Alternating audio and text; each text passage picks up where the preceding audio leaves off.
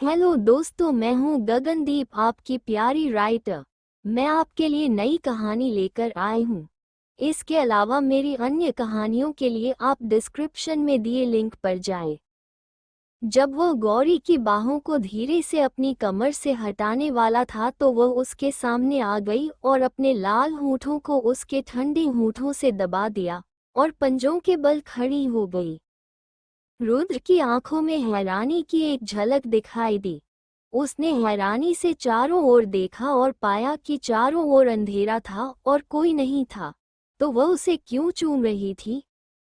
जब वो अभी भी हैरान था, उसने महसूस किया कि गौरी की कोमल जीभ उसके होठों को चाटने के लिए बाहर निकली और फिर धीरे धीरे उसके मुंह में घुस गई और उसके दांतों को छू गई। गौरी के होंठ नर्म और मीठे थे। रुद्र का लिंग 2 बार हिल गया। वो धीरे धीरे अपनी मुठियां भींचते हुए गौरी के लाल चेहरे और उसकी भीगी आंखों की ओर देखने लगा। जैसे ही उसने अपने हाथों से उसकी पतली कमर को छूकर किस को गहरा करने की कोशिश की, गौरी का चेहरा और लाल हो गया और उसने रुकने का इशारा किया। वो जल्दी से कुछ कदम पीछे हटी, शर्म से सिर झुका लिया और घबराहट में अपने हाथों से खेलने लगी। गुड नाइट, उसने हकलाते हुए कहा, फिर अचानक मुड़कर भाग गई। उसकी इस हरकत को देखकर रुद्र अपनी हंसी रोक नहीं पाया। वो हंसते हुए बोला, तुम गलत दिशा में भाग रही हो। गौरी रुक गई और असहज होकर पलट गई। क्या? हाँ, मैं उस तरफ जा रही थी। ये बोलते हुए उसने रुद्र की तरफ देखने की हिम्मत नहीं की और खरगोश की तरह अपने घर की तरफ भाग गई। रुद्र वहीं खड़ा रहा, उसकी आंखों में चमक थी, जब तक कि उसने गौरी को चौहान परिवार के विला में भागते हुए नहीं देखा। उसने अपने होठों को अपनी उंगलियों से छुआ, जहां अभी भी गौरी के होठों का एहसास था। वो नर्म और मीठे थे, जैसे जेली। उसका दिल तेजी से धड़क रहा था। गौरी का दिल भी जोरों से धड़क रहा था। उसने अपना हाथ अपनी चेस्ट पर रखा और घर के बाहर नजरें गड़ाए रखी जब तक रुद्र धीरे धीरे उसकी नजरों से ओझल नहीं हो गया। वो हाँफ रही थी। अब भी उसे विश्वास नहीं हो रहा था कि उसने ये सब किया है। वह सोचने लगी, मैंने उसे किस करने की हिम्मत कैसे कर ली? मैंने तो कभी अर्नव के साथ भी ऐसा नहीं किया था। और अब उसे खुद पर शक होने लगा। अचानक से वो खुद से बोली, क्या मैंने उसे डरा दिया होगा? क्या उसे सिर्फ मेरा शांत और कोमल पक्ष पसंद था? गौरी पछतावे में डूब गई। उसने मन ही मन कहा, नेक्स्ट टाइम जब मैं रुद्र से मिलूंगी तो अच्छे से पेश आऊंगी, जैसे एक संस्कारी लड़की। उसने रुद्र के काले कोट को और कसकर लपेट लिया। वो ख्यालों से वापस आई, जब उसने दरवाजे की तरफ से कदमों की आहट सुनी। उसे याद आया कि जिस गार्ड ने उसे अभी अभी अंदर आने दिया था, वो शायद पहले ही घर के अंदर जाकर उसके परिवार को उसकी वापसी की खबर दे चुका होगा। अगले ही पल गौरी ने खुद को एक आदमी के गर्म और चौड़ी बाहों में घिरा हुआ पाया। उस आदमी ने अपनी कांपती हुई आवाज में कहा, गौरी, तुम ठीक तो हो? तुम्हें चोट तो नहीं लगी? गौरी ने ऊपर देखा और उसे एक जाना पहचाना चेहरा नजर आया। उसकी आंखों में आंसू उमड़ आए। वो अपने पापा के सामने खड़ी हुई थी। ऐसा लग रहा था जैसे वे सालों से अलग थे। मैं ठीक हूँ पापा, मैं वापस आ गई हूँ, गौरी रोते हुए बोली। गौरी, डरो मत। मैं बहुत खुश हूँ कि तुम सेफली वापस आ गई हो। अब मैं तुम्हें कुछ नहीं होने दूंगा। ये बोलते हुए देव, जो कि 40 के दशक में था, ने अपनी बेटी को कसकर पकड़ रखा था, जैसे वह उसे कभी छोड़ना नहीं चाहता था। उसके दिल में अब भी थोड़ा डर था और उसकी आंखों में आंसू छलक रहे थे। गौरी और देव एक दूसरे को कसकर गले लगाकर रो रहे थे। गौरी, गौरी, तुम आ गई। एक औरत अंदर से बाहर आई जो गौरी की सौतेली माँ रिधिमा थी। उसकी आंखों में भी आंसू थे। उसने घबराहट भरे स्वर में कहा, गौरी, भगवान का शुक्र है कि तुम ठीक हो, नहीं तो हम तुम्हारे बिना कैसे जी पाते। तुम्हारे पापा इतने परेशान हो गए थे कि उनकी तबीयत खराब हो गई थी। ये खुद तुम्हें ढूंढने निकल रहे थे, लेकिन हमने इनको रोक लिया और अर्नव को भेज दिया। वो कहाँ है? मुझे नहीं पता, गौरी ने मुठियां भींचते हुए जवाब दिया। रिधिमा ने उसकी हालत देखकर बात बदलते हुए कहा, देव, रात काफी हो चुकी है और बाहर ठंड है, अंदर आ जाओ, कहीं गौरी को ठंड न लग जाए। मेरी बेचारी बेटी, तुम ठीक हो? चलो अंदर। ये बोलते हुए देव ने तुरंत गौरी को छोड़ दिया और उसे ऊपर से नीचे तक देखने लगे। फिर उनके माथे पर शिकन आ गई। उन्होंने धीरे से गौरी के आंसू पोंछे। उनकी हालत देखकर उसके दिल में गहरा दुख था। इसी बीच रिधिमा के बहन की बेटी एरिका अपने कमरे से बाहर आई। गौरी की सिचुएशन देखकर वह चौंक गई और चिल्लाई, गौरी, तुम्हारे सिर पर चोट लगी है और तुम्हारे कपड़े फटे हुए हैं। क्या तुम्हारे साथ कुछ हुआ? क्या सच में उन गुंडों ने तुम्हारे साथ कुछ बुरा किया? देव ने उसकी ओर गुस्से से देखा। रिधिमा तुरंत आगे बढ़ी और उसे टोकते हुए बोली, तुम क्या बकवास कर रही हो? ऐसी बातें मत करो, चुप रहो। देव का चेहरा गंभीर हो गया और वह बिना कुछ कहे गौरी को घर के अंदर खींच ले गया। फिर उन्होंने नौकर से कहा कि गौरी के लिए गर्म पानी तैयार करे ताकि वह आराम से नहा सके। गौरी ने लाल आंखों से रिधिमा और एरिका की ओर देखा और मन ही मन हंसी और खुद से बोली, पिछले जन्म में पापा की मौत कैसे हुई थी? एरिका ने अर्नव के साथ रिलेशनशिप कब शुरू किया था? मुझे सब समय से पहले जानना है। मैं कसम खाती हूँ इन सब का हिसाब एक एक करके चुकाऊंगी। फिर वो अपने कमरे में गई, कुछ साफ कपड़े लेकर वॉशरूम में चली गई। वहाँ उसने अपने कपड़े उतारे और शीशे के सामने खड़ी हो गई। जब उसने अपने सुंदर चेहरे और नाजुक शरीर को देखा तो उस पर उम्र का कोई निशान नहीं दिखा। उसकी आंखों से आंसू बहने लगे। उसने खुद को देखकर कहा, मैं सच में अपने अतीत में लौट आई, यह कोई सपना नहीं है। गौरी ने अपने आंसू पोंछे और वह काली कोट उठाई जिसे उसने अभी अभी उतारा था। उसकी खुशबू को सूंघा तो उसके चेहरे पर मुस्कान आ गई। हेलो मिस्टर रुद्र, अब से हमारे पास एक दूसरे को जानने और साथ रहने के बहुत मौके होंगे, वो खुशी से झूमते हुए बोली। अचानक से उसकी उंगलियां गलती से किसी गीली चीज पर जा टकराईं। उसने अपनी पतली उंगलियों की ओर देखा और सन रह गई। वहां एक खून का धब्बा था। उसको रुद्र की चिंता होने लगी। वो खुद से बोली, रुद्र, क्या वह ठीक होगा? वो इतनी गहरी सोच में डूबी हुई थी कि उसने अपनी अंगूठी में लगे हीरे के हल्के लाल चमक का एहसास नहीं हुआ। अंगूठी ने जैसे ही खून को महसूस किया, उसमें हलचल होने लगी। नीचे हॉल में रिधिमा ने देव की ओर चिंतित नजरों से देखते हुए कहा, देव, गौरी की हालत ठीक नहीं लग रही थी। क्या उसके साथ सच में कुछ? देव का चेहरा और गंभीर हो गया। उसने कांपते हाथों से एक सिगरेट निकाली और उसे जलाकर धुएं का गहरा कश लिया।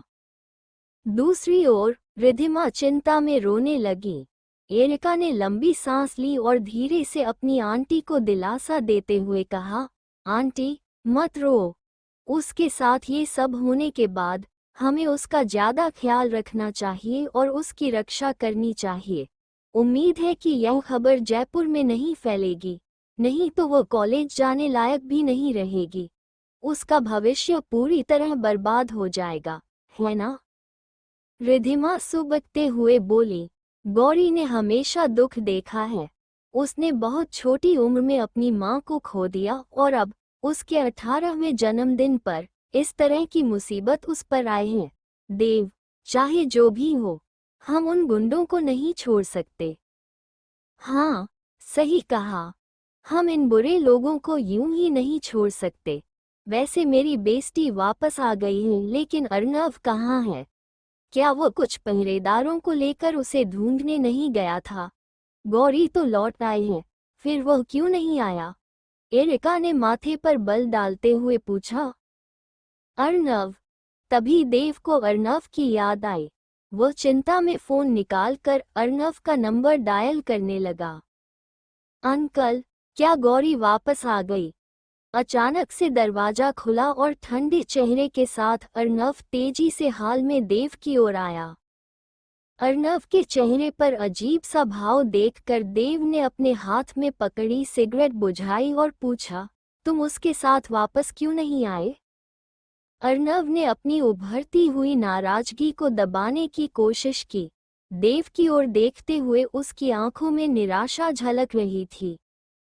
अपना गुस्सा रोकते हुए उसने चिंतित आंखों से कहा, गौरी, उसने उस रैपिस्ट को अपना प्रेमी मान लिया है और हमें उसे पीटने या जेल में डालने नहीं दिया। मैंने उसे समझाने की कोशिश की, लेकिन वह उस लड़के के साथ चली गई। अंकल, गौरी का बर्ताव बहुत अजीब था। मुझे शक है कि वो लड़का उसे किसी तरह से कंट्रोल कर रहा है। गौरी कहाँ है? क्या वो यहाँ है? मुझे उसकी बहुत चिंता हो रही है। एरिका की आंखों में एक चालाकी की झलक आई। उसने चिंता भरे स्वर में कहा, ओह, वो ऐसा कैसे कर सकती है? एरिका। रिधिमा ने एरिका को चेतावनी भरी नजर से देखते हुए पुकारा। एरिका ने तुरंत अपने होठों को दबाया और नाराजगी भरे स्वर में कहा, आंटी, मैं तो बस उसकी चिंता कर रही हूँ। मेरा कोई और मतलब नहीं था। देव ने अर्नव की ओर देखा और धीमे स्वर में कहा, चलो स्टडी रूम में चलकर बात करते हैं। अर्नव ने सिर हिलाया और देव के पीछे स्टडी रूम की ओर चल पड़ा। उनके जाते ही रिधिमा और एरिका ने एक दूसरे की ओर देखा। रिधिमा ने एरिका को गले लगाते हुए उसके कान में फुसफुसाकर कहा, तुम्हें कंट्रोल रखना होगा। क्या तुम ऐसा नहीं कर सकती हो? तुम मेरी बेटी हो, तुम्हें वो सब मिलेगा जो मेरी बेटी होने के नाते तुम्हें मिलना चाहिए। सालों से मैंने ये राज अपने सीने में दबाया है कि तुम मेरी सगी बेटी हो, सिर्फ इसलिए क्योंकि मैं तुम्हें ये सब देना चाहती थी।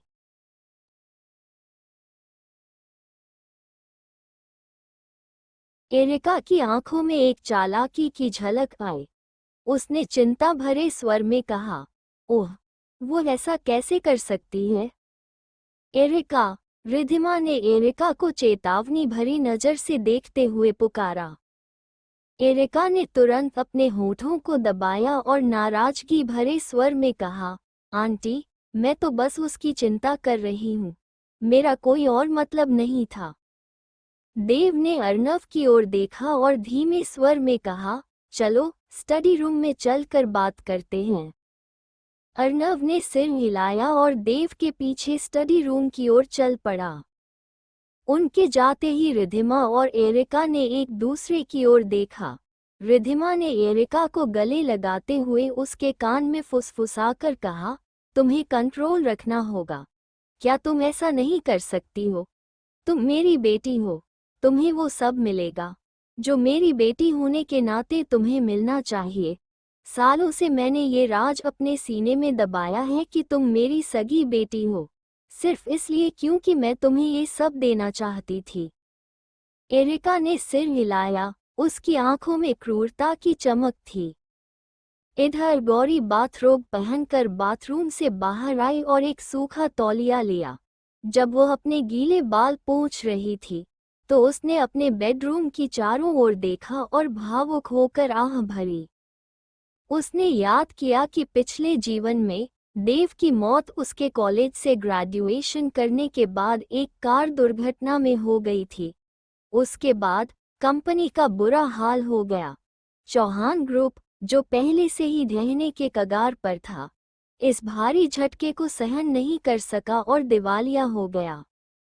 चौहान परिवार का वह विला, जो 100 सालों से ज्यादा पुराना था, कर्ज चुकाने के लिए बैंक ने जब्त कर लिया था। वो अलमारी की ओर बढ़ी और साधारण व रूढ़िवादी कपड़ों को देखा, जो या तो काले थे या सफ़ेद। उसकी आंखों में एक ठंडी चमक आ गई। उसने सभी कपड़े निकाले और कैंची से उन्हें काटने लगी। एक समय था जब अर्नव ने उससे कहा था कि वह नहीं चाहता कि वह मॉडर्न कपड़े पहने, क्योंकि वह उसकी खूबसूरती की सराहना करने वाला अकेला आदमी रहना चाहता था। गौरी ने सोचा था कि अर्नव उससे इतना प्यार करता है कि वह उस पर किसी और आदमी की नज़र नहीं पड़ने देने चाहता, इसलिए वह खुशी खुशी सीधे सादे कपड़े पहनने लगी थी। ये सब सोचकर गौरी थोड़ा हंसी और कैंची से अपने कपड़े काटने लगी। अगली सुबह एरिका ने उसका दरवाज़ा नॉक करते हुए पुकारा, बेस्टी, क्या तुम जाग गई हो? आंटी पूछ रही है कि क्या तुम आज कॉलेज जाना चाहती हो। अगर तुम्हें अच्छा नहीं लग रहा है तो तुम घर पर आराम कर सकती हो। मैं तुम्हारी छुट्टी के लिए बात कर लूंगी। गौरी ने उसको जवाब नहीं दिया। एरिका ने उसको 10 से ज्यादा बार पुकारा, लेकिन कमरे से कोई जवाब नहीं आया। उसने मन ही मन गाली दी, इडियट। वो डाइनिंग एरिया में देव और रिधिमा टेबल पर बैठे नाश्ते के लिए गौरी का वेट कर रहे थे। एरिका के आते ही रिधिमा ने जल्दी से पूछा, वो कैसी है? उसने क्या कहा? एरिका ने उसके पास बैठ गई और दुखी चेहरा बनाते हुए बोली, अंकल, मैंने उसको कई बार पुकारा, लेकिन उसने कोई जवाब नहीं दिया। देव ने कुछ नहीं कहा, लेकिन रिधिमा ने कहा, शायद वो देर से सोई थी, इसलिए अभी तक उठी नहीं होगी। फिर उसने देव की ओर देखा और हल्की मुस्कान के साथ कहा, देव, अगर गौरी अभी तक नहीं उठी है तो क्यों न हम उसकी छुट्टी की बात कर ले? उसे आज आराम करना चाहिए। देव ने भौहें से कोड़ते हुए कहा, उसे छुट्टी क्यों लेनी चाहिए? वो अक्सर छुट्टियां लेती है और वह अपने क्लासमेट से पिछड़ रही है। कुछ महीनों में उसकी एग्जाम्स हैं। वो कॉलेज जाएगी तो मतलब जाएगी। लेकिन गौरी रात की वजह से डरी हुई है। आप उस पर इतनी सख्ती मत दिखाया कीजिए, रिधिमा ने गौरी के लिए चिंता जताते हुए कहा। अगर पापा मेरे साथ सख्त नहीं होंगे तो मैं पूरी तरह से यूजलेस हो जाऊंगी। सीढ़ियों की रेलिंग पकड़ते हुए गौरी ने अपनी भौहें उठाई और रिधिमा की ओर मुस्कुराकर देखा। उसने जो वी नेक वाली लेस की ड्रेस पहनी थी, उसमें वो शानदार लग रही थी। उसके सीधे और गोरे पैर घुटनों से नीचे तक खुले थे और उसने वाइट कैनवस के जूते पहने थे। उसके लंबे और पतले हाथ हल्के ट्रांसपेरेंट लेस की स्लीव्स में लिपटे हुए थे और उसकी स्किन वाइट जेड की तरह चमक रही थी। उसके लंबे काले बाल बन में बंधे हुए थे, जो कि शायद ही कभी देखा जाता था। उसके मोटे फ्रिंज, जो कई सालों से उसके माथे को ढके हुए थे, अब पीछे हटा दिए गए थे, जिससे उसका चिकना माथा दिख रहा था। उसके कानों के पास कुछ घुंघराले बाल लटक रहे थे, जो उसके खूबसूरत चेहरे को और भी प्यारा बना रहे थे। रिधिमा ने सालों तक उसको झूठा प्यार जताकर एक बहुत ही अच्छी सौतेली माँ बन गई थी।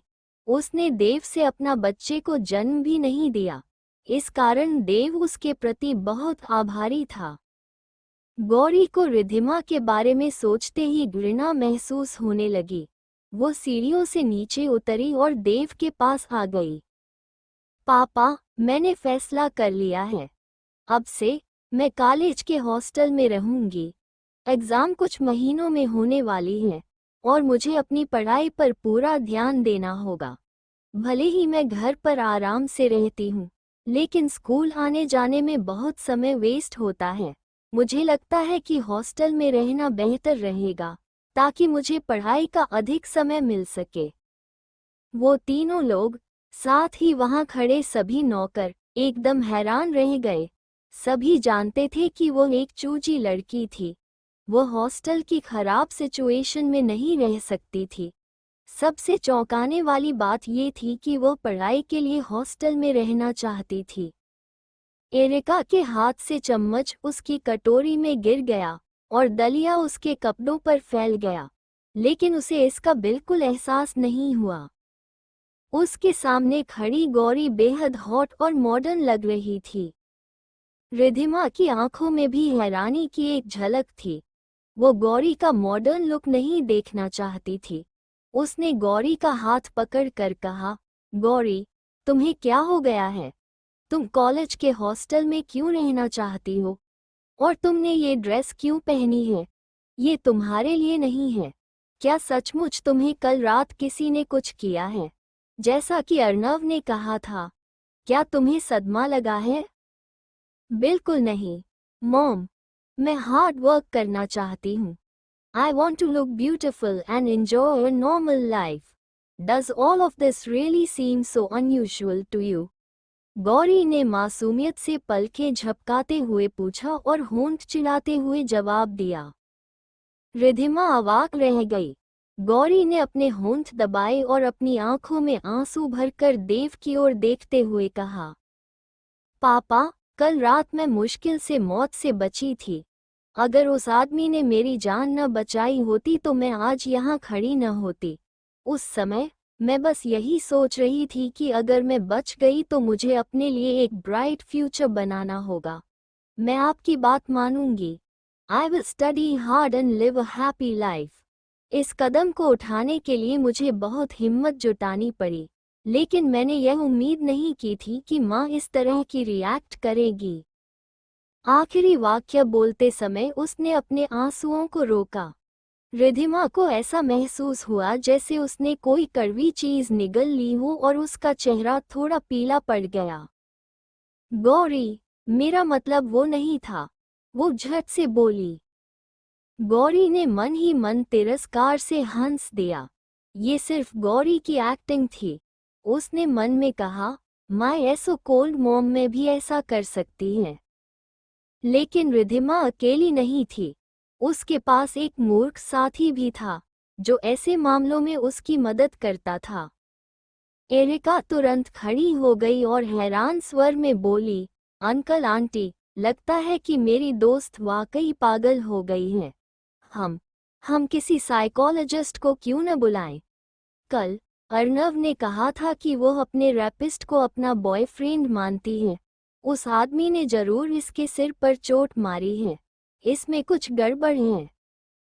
उसकी बात सुनकर गौरी ने मन में कहा, किसी ने बिल्कुल सही कहा है। एक मूर्ख साथी होने से भी ज्यादा हानिकारक कुछ नहीं होता, चाहे आपका सामना भगवान से ही क्यों ना हो। रिधिमा ने हल्के से भौहें तान ली और एरिका का हाथ खींचकर उसे रोक लिया। गौरी ने कुछ आंसू बहाए और देव की ओर दयनीय नजरों से देखते हुए बोली, पापा, मैं तो बस मेहनत से पढ़ाई करके खुद के दम पर एक अच्छी बिजनेस वुमेन बनना चाहती हूँ, ताकि फ्यूचर में आप पर से कुछ बोझ कम हो सके। क्या इसमें कुछ गलत है? क्या आप मेरा साथ नहीं देंगे? क्या आप भी मेरा मजाक उड़ाएंगे जैसे एरिका ने किया? क्या एरिका को लगता है कि मैं पागल हो गई हूँ?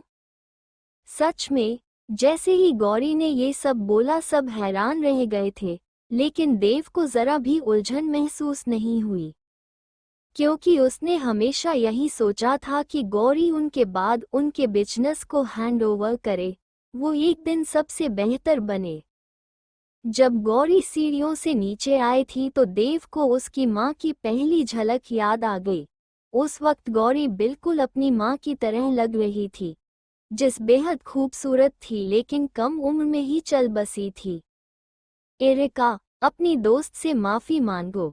बिना किसी झिझक के देव ने सीधे चेहरे के साथ एरिका को ऑर्डर दिया। अंकल, एरिका को माफी मांगने का बिल्कुल मन नहीं था। उसने तो बस अपने शक जाहिर किए थे। अभी माफी मांगो, मैं इसे दोबारा नहीं कहूंगा, देव ने गुस्से में कहा। एरिका इतनी नाराज थी कि उसने अपने होंठ जोर से काट लिए और फिर भी माफी मांगने से इनकार कर दिया। एक शर्मिंदा मुस्कान के साथ रिधिमा ने अपनी बेटी की आस्तीन खींची और कहा, एरिका, तुम सच में गलत थी। यह अच्छी बात है कि तुम्हारी दोस्त एक नई शुरुआत करना चाहती है और कड़ी मेहनत से पढ़ाई करना चाहती है। हमें उस पर शक नहीं करना चाहिए। एरिका की आंखें लाल हो गईं और उसने अपने दिल में उठ रहे गुस्से को बमुश्किल काबू में रखा। उसने पैर पटके धीरे से सॉरी कहा और फिर रोते हुए बाहर चली गई। रिधिमा को अपनी बेटी के लिए बुरा लग रहा था, लेकिन पहले उसे गौरी को दिलासा देना पड़ा। गौरी, एरिका की बातों को दिल पर मत लेना। वो अभी बहुत छोटी है और बहुत सी चीजें नहीं समझती। उससे नाराज मत होना, वो झूठी मुस्कान के साथ बोली। माँ, चिंता मत करो, मैं नाराज नहीं हूँ। आखिरकार एरिका अभी छोटी है और उसका दिमाग पूरी तरह से विकसित नहीं हुआ है। मैं समझती हूँ, गौरी ने एक मुस्कान के साथ उदारता से जवाब दिया। रिधिमा का चेहरा ऐसे बिगड़ गया। उसने मन में कहा, उसका दिमाग पूरी तरह से विकसित नहीं हुआ। मतलब इस गौरी मेरी बेटी को मूर्ख बोला। तुम्हें तो मैं छोड़ूंगी।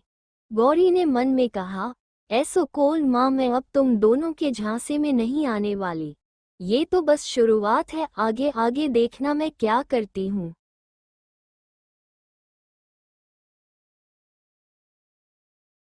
रिधिमा को अपनी बेटी के लिए बुरा लग रहा था, लेकिन पहले उसे गौरी को दिलासा देना पड़ा।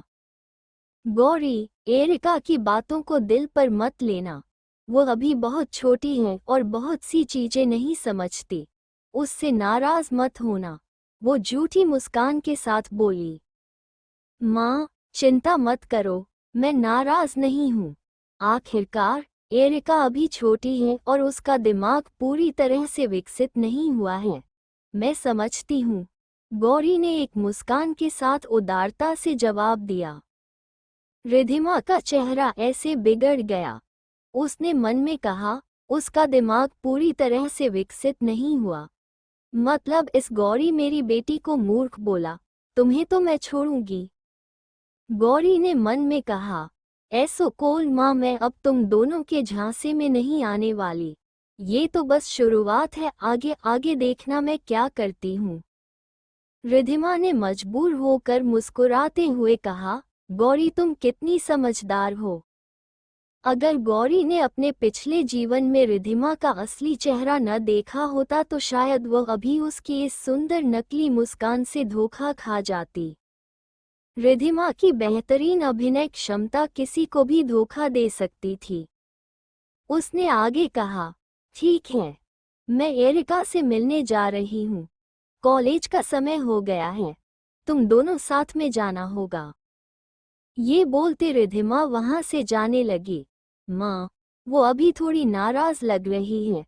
शायद वो अब मेरे साथ कॉलेज नहीं जाना चाहती।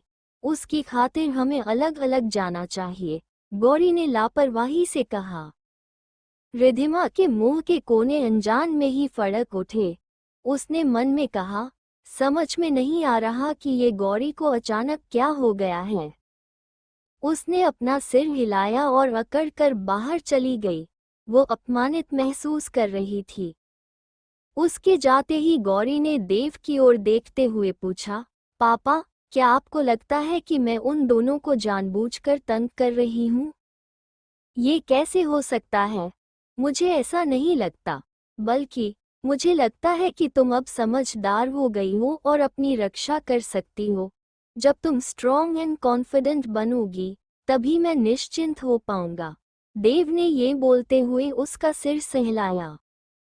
देव ने उसके मुलायम बालों को प्यार से छुआ और कहा, तुम्हारे लिए हॉस्टल में रहना ठीक है, मैं इसका इंतजाम कर दूंगा, लेकिन मेरी एक शर्त है, तुम हर वीकेंड घर आओगी। अगर मैं तुम्हें एक हफ्ते से ज्यादा नहीं देख पाया, तो मुझे तुम्हारी याद आएगी। गौरी के दिल में एक गर्माहट दौड़ गई और उसने अपने पिता का हाथ पकड़ते हुए कहा, पापा, आप मुझसे कितना प्यार करते हैं। पागल, तुम मेरी प्यारी बेटी हो, भला मैं तुम्हारे साथ प्यार क्यों नहीं करूंगा? देव ने प्यार से मुस्कुराते हुए कहा।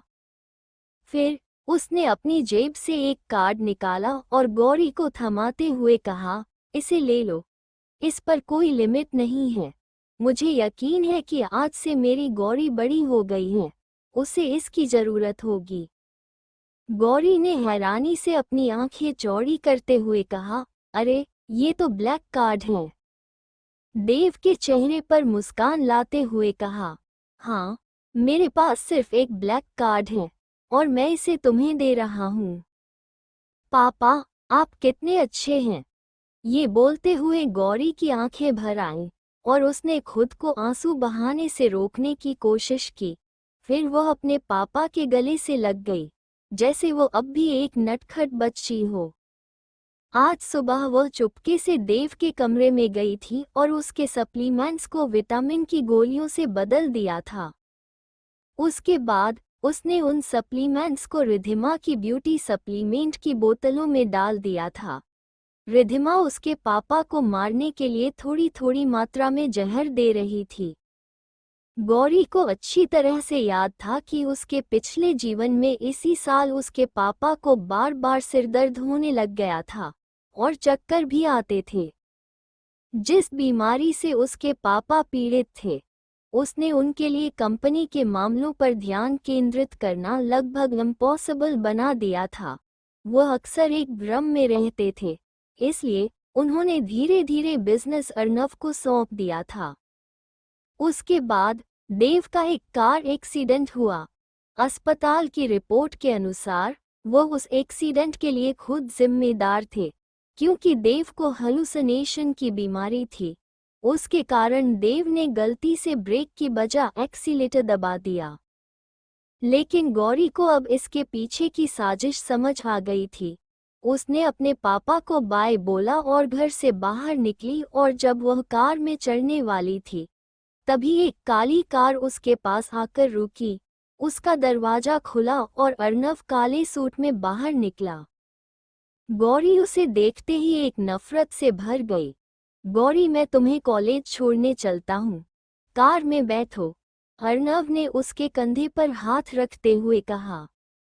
गौरी ने अपनी मुठियां कस लीं और फिर अर्नव को देखते हुए बोली, कोई बात नहीं अर्नव, मैं अकेले कॉलेज जा सकती हूँ।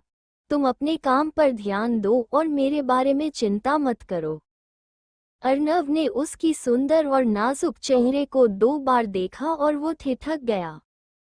उसने खुद को संभालते हुए गौरी को पुकारा, गौरी। सॉरी अर्नव, मैं अभी तुमसे बात नहीं कर सकती, मुझे कॉलेज के लिए लेट हो रहा है, गौरी ने अर्नव के हाथ को साइड करते हुए कहा। उसकी हरकत से अर्नव चौंक गया। गौरी जल्दी से कार में बैठी और दरवाजा बंद कर दिया। तभी अर्नव होश में आया और उसने जल्दी से कार की खिड़की करते हुए पूछा, गौरी, तुमने ये ड्रेस क्यों पहनी है? क्या तुम भूल गई मैंने तुम्हें क्या कहा था? अर्नव, मैं पहले बहुत बेवकूफ़ थी, इसलिए मैंने कुछ ऐसा कहा जिसने हमारे बीच गलतफहमी पैदा कर दी। सच ये है कि मैं केवल तुम्हारी सराहना करती हूँ, लेकिन जब तक मैं रुद्र से नहीं मिली, तब तक मुझे यह एहसास नहीं हुआ कि प्यार क्या होता। इसलिए प्लीज़ जो कुछ भी मैंने कहा और किया है उसे भूल जाओ, गौरी ने धीरे से माफ़ी मांगते हुए कहा। अर्नव के पैरों तले जमीन खिसक गई थी। वो कुछ बोलता कि इतने में गौरी ने कहा, अर्नव, मुझे जाना है, रुद्र कॉलेज में मेरा इंतजार कर रहा है। वो अब मेरा बॉयफ्रेंड है। मैंने पापा से भी कह दिया है कि उसने मुझे कल रात बचाया, तो मैं आशा करती हूँ कि तुम उसे गलत समझोगे। अर्नव का चेहरा पूरी तरह से काला हो गया था। उसे 440 वोल्ट का झटका लगा था।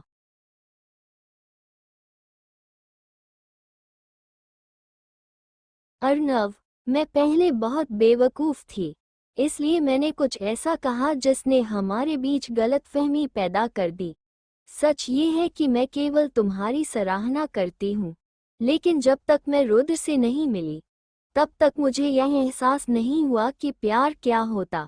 इसलिए प्लीज़ जो कुछ भी मैंने कहा और किया है उसे भूल जाओ, गौरी ने धीरे से माफ़ी मांगते हुए कहा।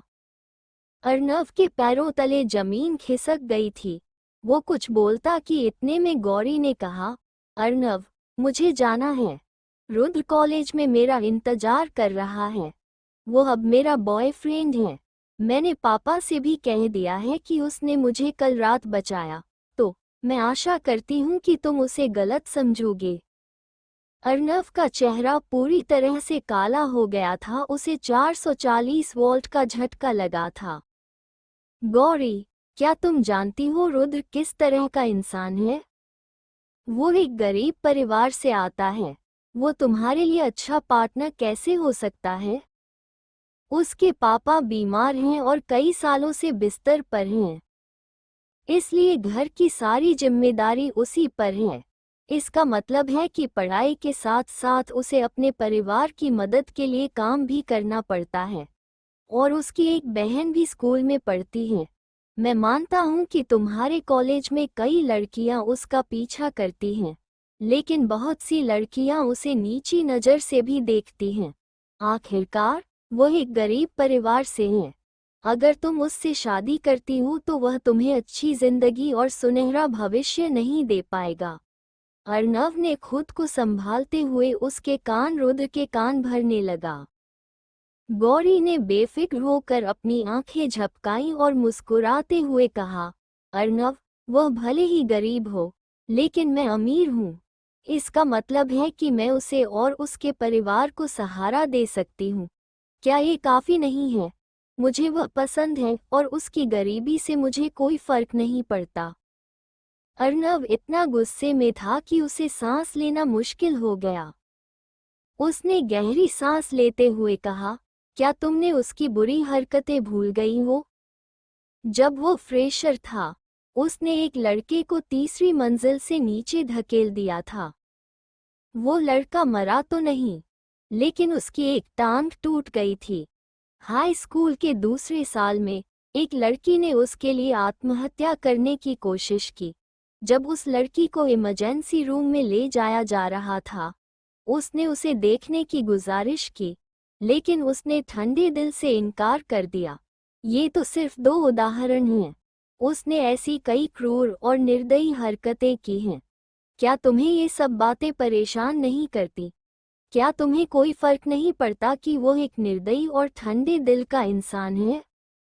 अर्नव रुद्र की बुराई करके उसके कान भर रहा था, और लेकिन गौरी अब 2 जीवन जी चुकी थी, तो वो मानसिक रूप से वो लगभग 40 साल की थी। पिछले जीवन में अर्नव ने ही उसे बार बार रुद्र के बारे में झूठी बातें सच बताई थी। तब वो बहुत मासूम थी। उस समय उसने अर्नव ने जो कहा उस पर विश्वास किया था। अब उसकी बातें गौरी के सिर से हवा के झोंके की तरह गुजर रही थी।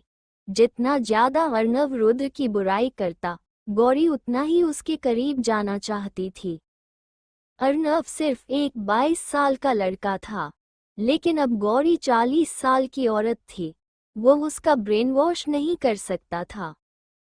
हाय, कितना दिलचस्प रुद्र है। मुझे उससे कोई फर्क नहीं पड़ता।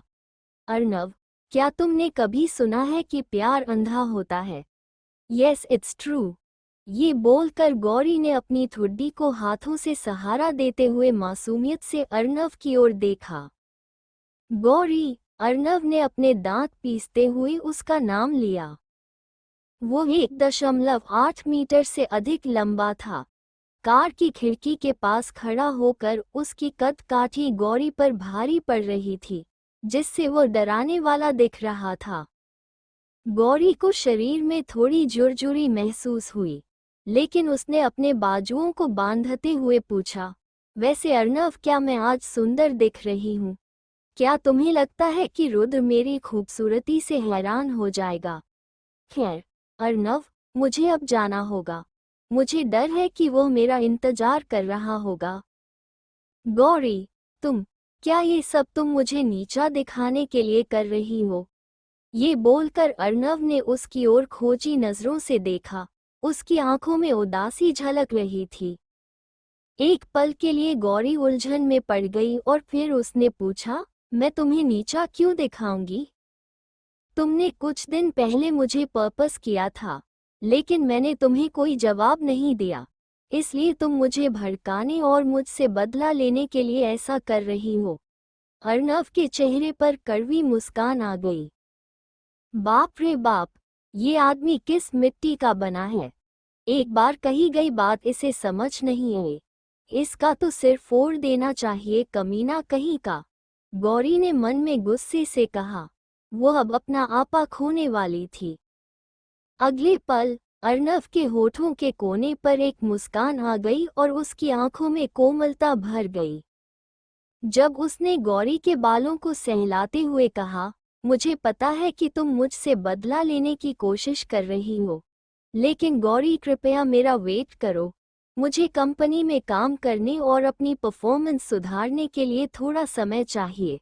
उसके बाद मैं तुम्हारे पापा के सामने हमारे रिश्ते की बात करने के लिए प्रपोजल रखूंगा। तुम तो अभी कॉलेज से भी ग्रेजुएट नहीं हुई हो, इसलिए तुम रिश्ते के लिए अभी बहुत युवा हो। चिंता मत करो, मैं अपनी पूरी कोशिश करूंगा। ये सुनकर गौरी गुस्से से भरी गई थी। वो उसे गुस्से में घूर रही थी। अगर तुम ऐसे कपड़े पहनना चाहती हो तो मैं तुम्हें नहीं रोकूंगा। सभी लड़कियों को ऐसे कपड़े पसंद होते हैं। तुम नहीं चाहती कि मैं तुम्हें कॉलेज छोड़ूं तो ठीक, मैं ऐसा नहीं करूंगा। तुम थोड़ा टाइम लो और अपने आप को शांत करने के लिए मैं तुम्हें कुछ समय के लिए परेशान नहीं करूंगा। याद रखना, मैं घर पर तुम्हारा वेट करूंगा। अर्नव की आवाज़ बेहद नर्म थी और उसकी आंखें में झूठा प्यार झलक रहा था। गौरी को ऐसा लग रहा था कि वह पागल हो जाएगी। अर्नव एक्टिंग करने में बहुत अच्छा था। गौरी के चेहरे पर मुस्कान गायब हो गई। उसने खिड़की बंद की और अर्नव की तरफ देखे बिना ही ड्राइवर से कहा, ड्राइवर चलो। जब कार धीरे धीरे आगे बढ़ी, गौरी ने रियरव्यू मिरर में देखा तो पाया कि अर्नव अभी भी वहां उदास आंखों के साथ खड़ा था। जब कार कॉलेज के गेट के पास पहुंचने वाली थी, गौरी ने रुद्र को और उसकी आंखें चमक उठी। उसने तुरंत ड्राइवर से कार रोकने के लिए कहा, यहाँ रोक दो, मैं अंदर चलूंगी। तुम्हें मुझको पिक करने की ज़रूरत नहीं है। मैं स्कूल के डॉर्मेटरी में रुकने जा रही हूँ। जैसे ही कार रुकी, बिना ड्राइवर के जवाब का इंतजार किए गौरी ने कार का दरवाज़ा खोल दिया और रुद्र की तरफ तेजी से दौड़ पड़ी। रुद्र सफ़ेद टी शर्ट और पुरानी जीन्स पहने हुए था और उसके कंधे पर एक बैग लटका हुआ था। इस सिंपल दिखने वाली ड्रेस में वो उन हैंडसम नौजवान एक्टर जैसा लग रहा था जो उसे देखकर गौरी ने मन में कहा, जिसने इस हैंडसम बंदे को शैतान कहा था, मुझे उसका सिर फोड़ देना चाहिए था। इतना हैंडसम आदमी कहाँ मिलेगा? ये उस नीच अर्नव से 200 गुना ज्यादा हैंडसम है। मैं उस अर्नव को अब अपने आसपास भटकने भी नहीं दूंगी, क्योंकि ये गौरी सिर्फ रुद्र की है। क्या होगा अब इस कहानी में जानने के लिए बने रहिए इसके साथ और इसे लाइक करना मत भूलना, साथ ही साथ हमारे चैनल को सब्सक्राइब भी करना। जय श्री राम।